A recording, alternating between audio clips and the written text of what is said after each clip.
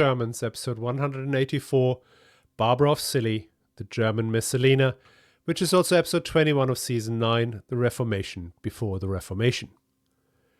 Barbra ist geil und ruchlos is the title of the 17th century description of Emperor Sigismund's second wife, Barbra of Celje, and it goes on as follows.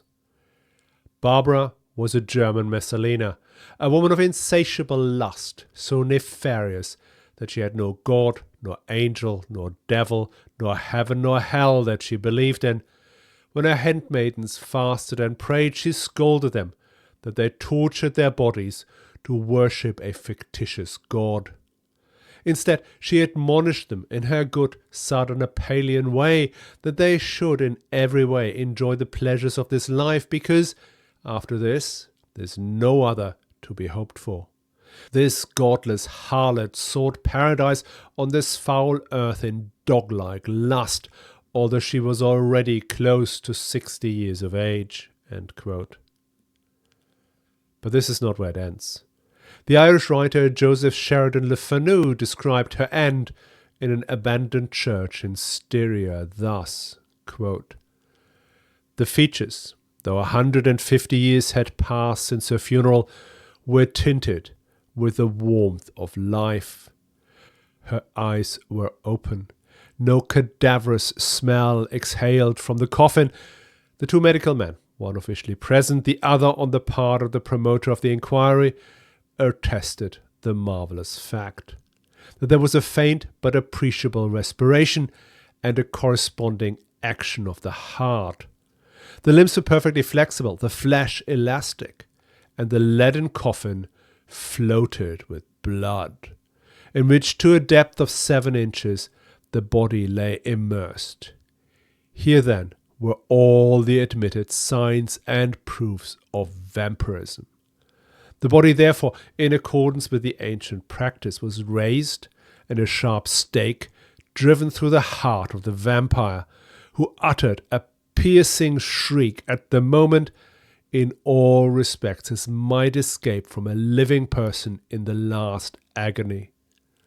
Then the head was struck off, and a torrent of blood flowed from the severed neck. The body and head were next placed on a pile of wood and reduced to ashes, which were thrown upon the river and borne away. And that territory never since been plagued by the visits of a vampire." End quote. Most excellent. Hot Report has its first sexually charged lesbian vampire. I suggest we take a bite at the reality of that story. But before we start, just a quick reminder that this show remains free of blood-sucking advertisers or paywalls. The History of the Germans is free for everyone to enjoy, uninterrupted. Thanks to the generosity of our patrons, who have gone to historyofthegermans.com/support and have either signed up for a membership or for a one-time donation. And our special thanks go to Greg Dux, Brian W., Christine, Mine Spot, Gil Donald, Beth B., Mickey Marp, and Matthew G., who've already signed up. And with that, back to the show. The subject of all these lurid stories is Barbra of Celje, the second wife of our long-standing Emperor Sigismund. She was born in 1390, the daughter of Count Hermann II of Celje. The Counts of Celje were a family on its way up. They had started out as nobles of Sun, vassals of the Dukes of Styria, based on their castle at Zanek in modern-day Slovenia. They expanded their position and were elevated to counts in the 14th. But by the beginning of the 15th century, they had acquired material possessions in Hungary, and their standing in the European nobility had received a boost. They were now related to the royal house of Bosnia, and Barbra's cousin Anna was married to King Jogaila of Poland. During a long conflict that brought Sigismund to the throne of Hungary, the Counts of Celje sided with the Garai family, the leaders of one of the 3 main factions. They initially supported Sigismund's mother-in-law, the formidable Elizabeth, but after having more or less caused her death in 1386, they rallied behind Sigismund. Episode 169 if you want to wade through that sea of murder and misery again. As we know, Sigismund's reign in Hungary remained unstable during these first decades. In 1401, his magnates had lost patience with him and his attempts to centralize the kingdom, favoring foreigners for top jobs and spending a lot of time in Bohemia. They captured him and locked him up in a castle. But then there was the question what to do next.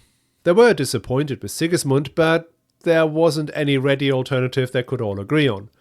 So they did what you would always do in the Middle Ages, tie everything together in marriage alliances. Nicholas Garai married Anna of Cilli, and her sister Barbra married Sigismund. That arrangement made the head of the most powerful faction in the empire the brother-in-law of the king, as one of the country's richest landowners became his father-in-law. This alliance of Garai, Cilli and Sigismund kept the other parties down, in particular since their heads, John Lacfi and John Horváth, were both dead and their possessions distributed among Sigismund's followers. Still, Sigismund had married down, the son of an emperor sharing his bed with a girl whose great-grandfather may have been a simple knight, for all we know. How bad this was can be seen in the assessment by Silvio Eneas Piccolomini, the future Pope Pius II, in someone well versed with imperial politics. Quote, "Many thought it was a monstrous thing, since a king who married a countess married beneath his station. Moreover, at that time the Counts of Cilli were neither powerful nor illustrious as they are now, for they were considered to be subject to the House of Austria. But Sigismund, who at the time was not very fond of the House of Austria, separated these counts from Austria and made them free and illustrious princes. This matter became the beginning and the reason for many conflicts." End quote. Despite this difference in status, the happy couple were otherwise very well matched. Here's how our inevitable Piccolomini described the groom. Quote, "Sigismund was a man of distinguished stature, with shining eyes, a large forehead, pleasantly rosy cheeks, a long and plentiful beard, and a great mind." Unquote. He was a tall and slim man, and he emphasized his height by wearing a rather unusual fur cap. I'm a bit at a loss on how to describe this particular garment, but it was a fairly tall, round hat with enormous flaps on both sides, and then another even more enormous front flap that he always folded upwards. So this fancy gear must have made him even taller than he already was. The advantage of wearing something nobody else did is that we can recognize Sigismund in many images from the time that weren't meant to be portraits. Meister Franke's painting cycle of St. Barbara, that was made for a trading city way up north in Finland, very clearly shows Sigismund as the stern father of a gorgeous, but let's say sartorially deprived Barbara. It is a rather weird coincidence. We had discussed this picture already once here on Hot Report way back in episode 127, The Art and Culture of the Hanse, though without me noticing that link to Sigismund. And about his wife, the future pope said, quote, "Barbara was a beautiful woman, tall, wide, but with some face blemishes. She ardently sought beauty." Unquote. Now, as for sartorial quirks, there are various websites, etc., that claim she wore black dresses and black gloves at all times. There's no evidence for that in any contemporary source, nor in the confirmed depictions of her. Apparently, she was just wearing what suited her, and, judging by the imagery, quite a lot did suit her quite well. Thus, two very beautiful spouses were united. When exactly they got married is unclear, but if she was born in 1390, the earliest date for consummation of the marriage would have been her 12th birthday, so sometime in 1402. By that time, her groom was already 32. Sigismund, as we know from episode 169, did not have anything resembling a pleasant childhood. From the age of 11, he had been thrown into the snake pit that was Hungarian politics, from which he emerged victorious after all his adversaries, male and female, had come to an equally untimely as it had been unpleasant end. Getting married to a much older and emotionally distant husband wasn't anything unusual in this period. An aristocratic girl should not expect anything else. Now here is our friend Piccolomini again. Quote, "He was passionate, but inconstant, clever in speech, fond of wine, ardent in love, guilty of 1,000 adulteries, quick to anger, and ready to forgive. He did not hoard money but spent prodigiously. And he promised more than he kept, and he often dissimulated. Not a dreamboat, in particular if you add the deformation of his jaw that prevented him from closing his mouth. Still, it seemed the two of them got on reasonably well. Their first and only child, Elizabeth, was born in 1409, already several years into the marriage. There would not be any more children, despite sexual relations between husband and wife continuing with interruptions throughout their marriage. We obviously have no medical records, though we know that Sigismund suffered severely from gout, which can negatively affect fertility. There are also no records of illegitimate children from his innumerable affairs. Some of Sigismund's commentaries suggest that he was not expecting any more offspring after Elizabeth had been born, though he gave no further details.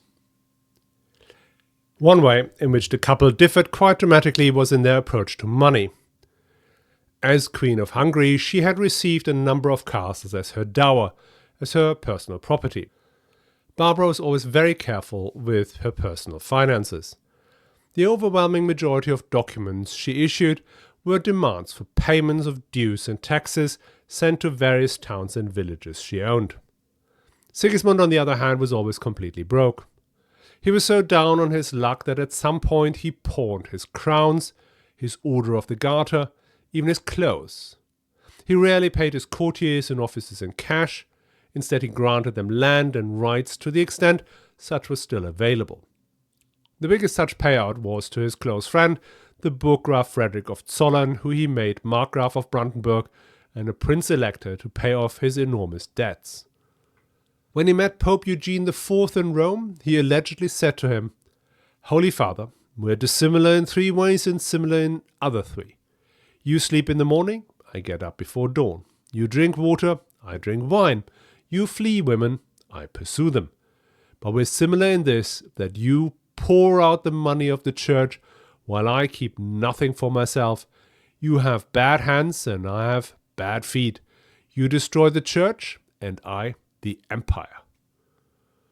One of the rather unusual dynamics that developed between Barbra and Sigismund was that she lent him money, and as time went by and Barbra became ever richer, the sums she lent him and the mining rights and taxes and properties she collected as security for these loans grew larger and larger in scale. Another point of difference between husband and wife was their relationship to the Habsburgs.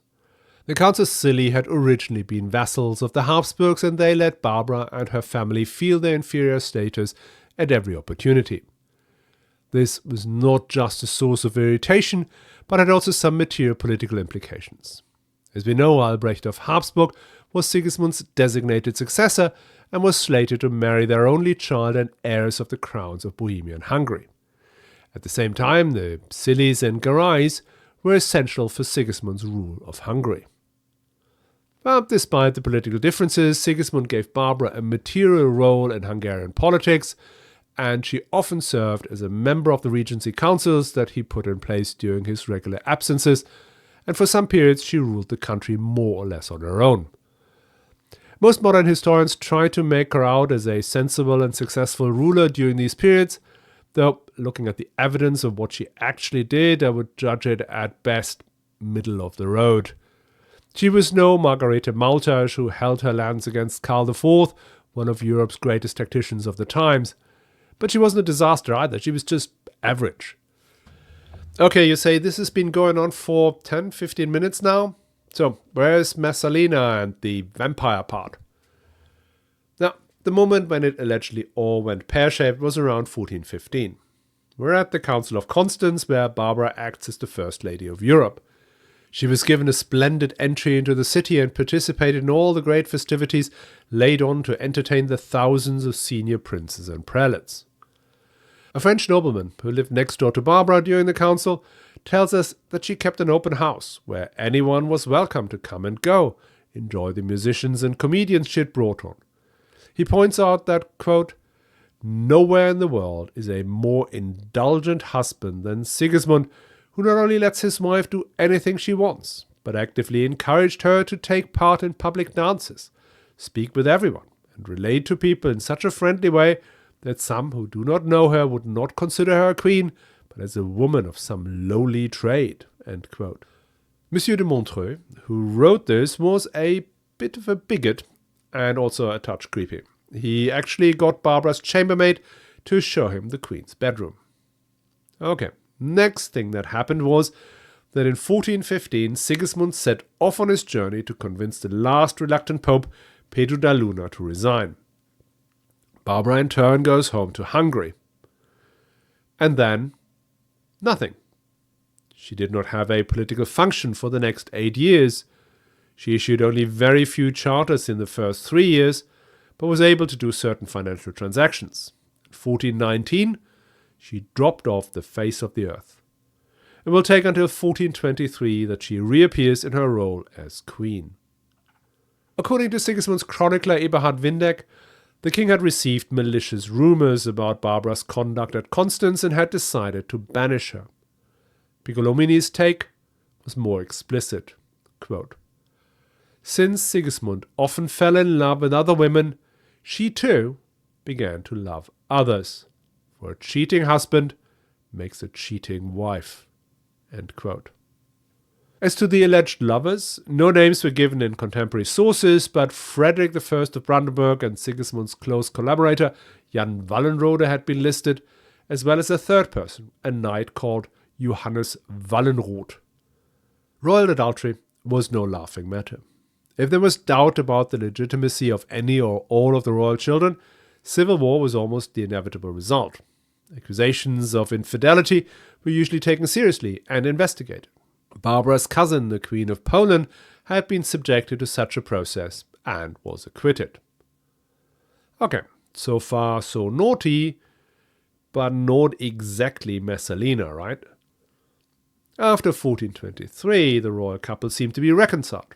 They go on several diplomatic visits together, and Sigismund endows her most generously with castles, towns, and mining rights. Over the subsequent 14 years, thanks to careful management of her estates and Sigismund's eternal need for ready cash, Barbra became one of the richest landowners in Hungary. In 1436, Sigismund finally becomes the fully recognized King of Bohemia, and Barbra is crowned queen with the full pomp and circumstance. But as we know, Sigismund was not allowed to enjoy the summit of his ambitions for very long. A few days before Sigismund's death, Barbra gets arrested. Why and by whom is heavily contested. One story is that Sigismund discovered a conspiracy whereby Barbra was planning to marry King Ladislav III of Poland upon Sigismund's death and pass the crowns of Bohemia and Hungary to the Poles, sidestepping Albrecht of Habsburg and her daughter Elizabeth. The other version is that Duke Albrecht of Habsburg, Sigismund's official heir, had her arrested to rob her of her possessions and to remove a potential opponent to his rule. Here's our friend Silvio Aeneas Piccolomini again with what happened next. After Sigismund's death, Barbra wanted to go to Poland, bringing with her an immense treasure of gold and silver, but on the way she was held up and plundered. Now, she has some castles in the Kingdom of Bohemia that belong to the Queen's estate. There she lives, not like an empress, but not in poverty. End quote. Albrecht seized all of her 30 castles in Hungary and copious lands, which amounted to significantly more in revenue than the whole of the royal demesne. She would never receive that back and was only granted a small dower as Queen of Bohemia. She lived for another 14 years until 1451, spending her time with alchemy, trying to regain her lost fortunes by turning copper into silver or gold. Sad, but still, no Messalina. So what happened? Well, over the centuries, writers seeking a thrilling or titillating story embellished these rather meager facts and created a veritable monster. Her one potential fling with an unknown knight in Constance became a string of lovers who often came to a sticky end. There are some similarities with the stories about Elizabeth Bathory, the other Hungarian alleged serial killer from the 17th century. The combination of sexual licentiousness and interest in alchemy coalesced in Camilla, one of the earliest vampire novels, written in 1872, the one that I quoted at the top of the episode.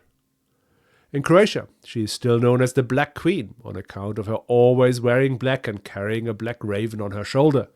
The tale goes that she has given her castle to the devil to protect her fortune, and in the tunnels under the city she still resides as the Snake Queen.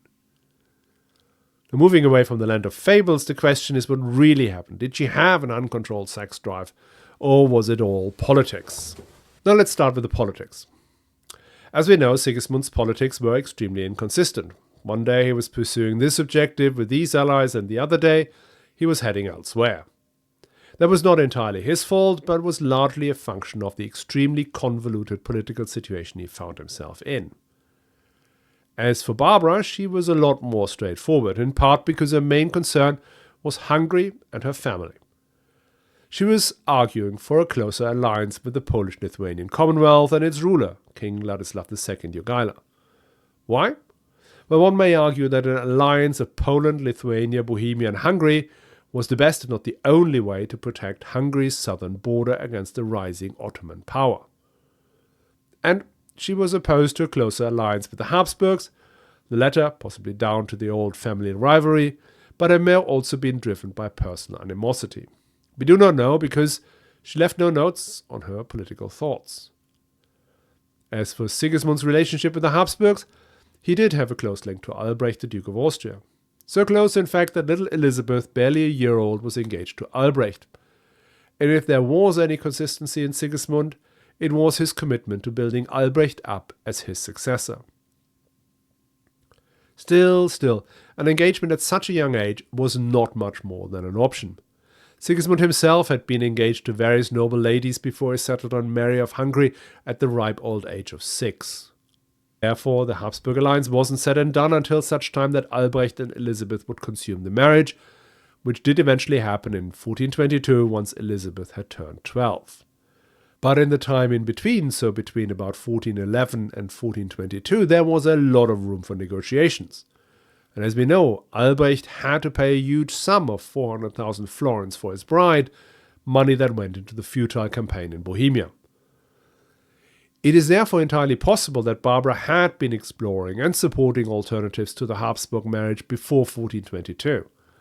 Constance would have been a perfect stage to do that, given the presence of dozens of princes and royal delegations, as well as the prelates who could block and approve marriages on the basis of how closely related the bride and groom were. So, possibly this rift between Sigismund and Barbra had nothing to do with alleged infidelities, but actual political disagreements about who Elizabeth was going to marry. Once the marriage had been consumed and there was no way back, the couple could reconcile, which is what they did. The second incident, the rest in 1437, was a political act, irrespective which side one follows. I personally doubt that Barbra was indeed committed to marry King Ladislav III of Poland and disinherit her daughter. Apart from anything, the proposed groom was merely 13 years old at the time and she was 47. Not unheard of, but a bit far-fetched. The idea that Albrecht had her arrested whilst concocting a conspiracy theory is a lot more credible. Albrecht needed Barbra's castles and towns both to provide him with the financial resources to rule Hungary and for military strategic reasons. And Barbra would not have handed them over voluntarily. At which point emerges a good reason for the Habsburgs to damage Barbra's reputation. Painting her as a cougar conspiring to satisfy her lust for a boy king of Poland was a great way to justify their illegal expropriations. And they did have a perfect weapon to do that with. Our friend Enea Silvio Piccolomini, their future Pope Pius II. This great humanist had been a close friend and supporter of the Habsburgs, in particular of Albrecht's cousin, the Emperor Frederick III. Most of the lurid stories about Barbra can be traced back to Piccolomini and have been distributed by sources, again, close to the Habsburgs. She was framed. And that is at least what the vast majority of historians now believe. There's, however, one last point that I would like to make. Because many of these attempts to exonerate female figures in history have a habit of painting the victim of slander as a sober, almost prudish figure focused on sensible matters. I'm not sure that's always true. In case of Barbra of Celje, she was clearly someone who enjoyed life, liked to dance, music, comedy, and just conviviality. And let's put this into the context of the times. The court of Sigismund was a long, long way from Victorian England. He himself was clearly keen on all kinds of sexual adventures, and so were the people around him. His closest collaborators, Georg von Hohenlohe and Jan von Wallenrode, were both bishops, but their behavior was not exactly in line with the demands of the ecclesiastical office. And then there was his chancellor, Kaspar Schlick. He was the son of a patrician from Eger, modern-day Chep. He had joined Sigismund's entourage as a scribe and slowly but surely moved through the ranks before he became the very first ever chancellor not to be a prelate. He amassed a huge fortune in Sigismund's service, some of it as direct donations, some as repayment for loans granted to the monarch at exorbitant interest, and the rest through the honest work of bribes and counterfeit documents. Towards the end of Sigismund's life, the emperor arranged a marriage for his chancellor to a Silesian duchess and one of his own distant relatives. And then 5 weeks before Sigismund's death, Caspar was elevated to Count of Bassano and Prince of Wenden. And even after Sigismund passed away, his versatile intellect and exceptional natural goodness made it possible for him to enjoy equal favor with 3 emperors of very different character. But what matters here is that Kaspar Schlick was not only an incredibly successful civil servant, but also a sponsor of our friend Silvio Aeneas Piccolomini, who he helped to become Bishop of Trieste, which set him up for a career that ended up on the papal throne. And in return, Piccolomini created a literary monument for his friend when he made him the main character of his book, Historia de Duobus Amantibus. In it, he is Euryalus, an imperial courtier and passionate lover of Lucretia, a married woman from Siena. Let me give you a short excerpt from this rather unique work by a future pope. Quote, "You are my Ganymede, my Hippolytus, my Diomedes," said Lucretia. "You are my Polyxena," Euryalus replied. "My Emilia, you are Venus herself." Now he praised her lips, now her cheeks, now her eyes, at times lifting the covering and revealing what he had never seen before. He gazed in admiration and he said, "I find more than I imagined. Just like this. Actaeon saw Diana bathing in the spring. What could be more beautiful than these limbs? What could be more radiant? I've already redeemed my perils. What is there that should not be endured for you? O lovely chests, O breast made to be pressed, do I truly touch you? Do I hold you? Have you fallen into my hands? O smooth limbs, O fragrant body. Euryalus, where am I? Why did you not let me die? I would have died happy in your arms. Would that I could die like this before you leave this city." As they spoke these words, they made their way towards the bedroom, where they spent a night, we imagine, much like that of Paris and Helen, after he carried her away in his high-prowed ships. That night was so delightful that both of them declared even Mars and Venus could not have known such joy. End quote. Yes, the Pope wrote porn. And that sheds not just some light on the youth of a Pope who turned out to be a bit of a prude later on, but also on the court of Sigismund. There was clearly a lot of partying going on there, and it seems the women were participating with at least some level of enjoyment. Is it therefore impossible to assume that Barbra did go out to have some fun too? She was an independently wealthy woman, backed by a powerful family, without which Sigismund would be unable to rule Hungary. She was beautiful, still just 25 years old, and by then certain she would not conceive another child by Sigismund. So maybe she did believe that they should in every way enjoy the pleasures of this life, as her enemies had claimed. All of that is, of course, speculation. She did not leave any writings about what she did or did not do. but it is as much a viable speculation as the idea that she lived the life of an unimpeachable matron hoarding castles and riches. So after more than 30 minutes of talking about things we do not know, here's what we do know. The next season of the History of the Germans will begin on March 20th with an episode about the most senior of the Prince-Electors, the Primate of Germany, the Archbishop of Mainz. And in the meantime, remember that there are already 184 episodes of the History of the Germans plus a brace of bonus episodes. Given I can barely remember what was in it, maybe you will enjoy listening to them again too. If I can recommend some, what about episode 25, Conrad III and the Construction of the Empire?